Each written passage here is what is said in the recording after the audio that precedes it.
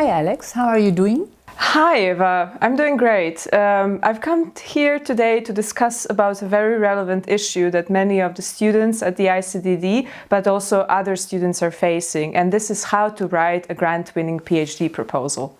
As a professor, you have covered a lot of ground and you have supervised many PhD proposals along the time, and I would like to get some advice from you and tap into your rich pool of experience.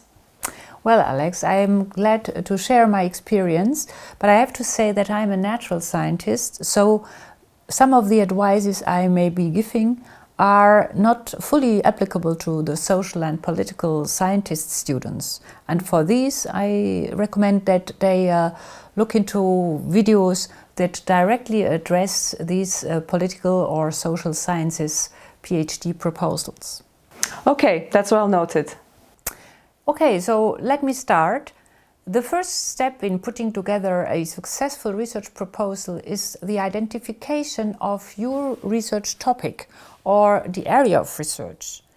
Maybe the results of your master's thesis opened an interesting research gap that you would like now to explore further in your PhD.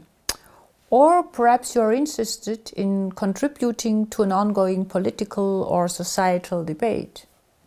You also maybe want to work on one of the Sustainable Development Goals. Or you came across an exciting and novel topic on a conference that you just visited. Irrespective of how you arrived at the idea of your research topic, the first step is really to sit down and brainstorm about what exactly you want to study. For example, if you wish to work on the topic of water scarcity due to increasing rainfall variability and dwindling groundwater resources, do you want to study the use of water in farming communities, or rather conduct a field experiment or an experiment in the greenhouse? And what exactly would you like to investigate? Some irrigation treatments with fresh water, with grey water? Would you like to focus on cereal crops, on legumes, on vegetables? So you see, there are many different aspects that you could study around this topic of water scarcity, and therefore I suggest that you draw a mind map, and in the center you put your most important keyword, for example, irrigation strategy for vegetables. And then you think about aspects such as where and how you would like to study this topic within the framework of your PhD research. I see. Well, I've come across some freeware for creating mind maps. For example, eDrawMind. I don't know if you're familiar with it. It would be certainly fun for the students to test such a tool. Yes, drawing the mind map by hand is also very fun. You don't need the software necessarily. But in any case, in the end, your mind map should ideally depict your research project in a nutshell. And you now try to give it a working title. For example, in the irrigation experiment, the working title would be Effects of Different Watering Regimes on Yield and Quality of African Eggplant in Women's Market Gardens. And in the second step now, you have to start digging deep into your research area in order to make sure that what you plan to study is really novel and topical. For this, you need to do an in-depth literature research. Oh, and for the literature review, I recommend consulting our ICDD video on scientific reference management by Katarina and Anna. Yes, that is really a great video. But be sure that you do not only passively read the basic literature and the latest articles that relate to your topic. Make sure that you also actively excerpt and write down the key messages and the important information. And, of course, by strictly avoiding any plagiarism. This will enable you to start drafting your proposals chapter on state-of-the-art and justification for research. And in this chapter, you need to prove that your intended research is novel, topical, and will fill an existing research gap. But if in this process I realize that my topic has already been studied 10 times, with the only difference between the studies being either the country or the plant species, then what should I do? Well, then you really need to critically reflect on whether a reviewer would be thrilled by study number 11 on this topic. And if you conclude that the reviewer will probably not be convinced that your study is needed, then try to address another dimension of your research topic.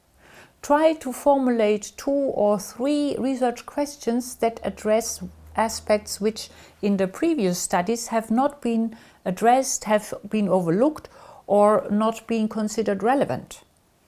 That might be quite difficult. Yes, but it is necessary because only this will save your proposal from the waste bin.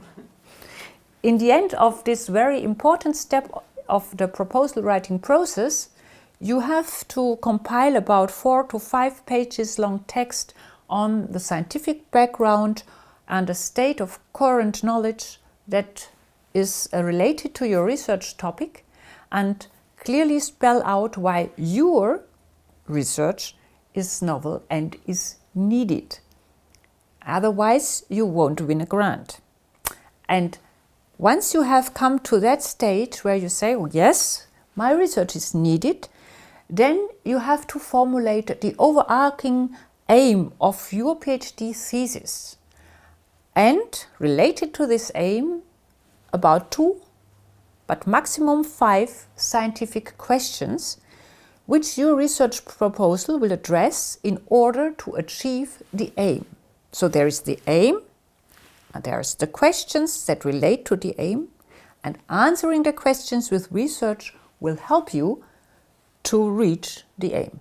Okay, but let me ask you something. Why should I not put forward more than 5 questions? Wouldn't the reviewers be impressed if I had 10 or more questions? No, I fear they would think that you are overly burdening yourself with research tasks, and that you won't be able to address all of these questions in the required depth and within the limited time that is available for your PhD. Remember that a PhD project normally lasts only 3 to 4 years in most countries, and the work does not only consist of data collection. Data analysis and also compiling your research papers or thesis chapters also require a substantial amount of time. And this is why you should be focusing on only a few research questions. Of course, they must be pertinent. Okay, I see. That will be very challenging.